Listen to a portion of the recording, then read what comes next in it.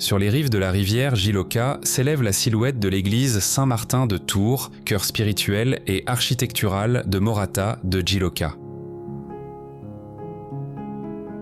Ce temple représente l'un des exemples les plus singuliers d'église-forteresse en Aragon, un modèle alliant fonction religieuse et défensive. Sa construction résulte de deux grandes étapes définissant sa physionomie actuelle. La première nous transporte au début du XVe siècle, lors de l'édification de la structure mudéjare originelle et de sa façade décorée.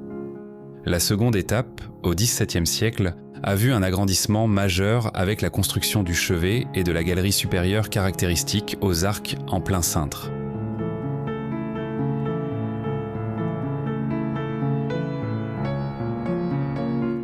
À l'extérieur, la sobriété de la brique est rehaussée par les reflets de la céramique vernissée et par la finesse de son portail. Ces éléments soulignent la profonde identité mudéjare de l'édifice.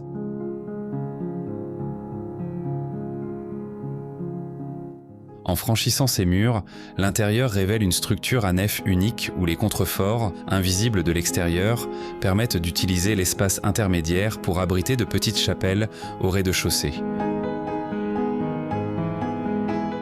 Au-dessus de l'espace central se déploient des voûtes d'ogives d'une grande beauté géométrique. Le temple partage ce trait avec d'autres églises de la région bâties ou rénovées au cours du XVIe siècle.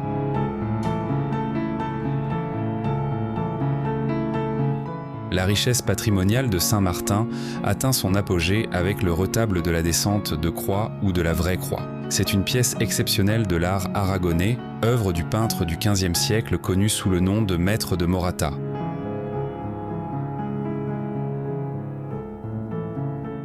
Après 6 siècles d'évolution, de son origine mudéjare aux agrandissements du XVIIe siècle, le temple demeure le point de repère architectural et social le plus important de la vallée du Jiloka.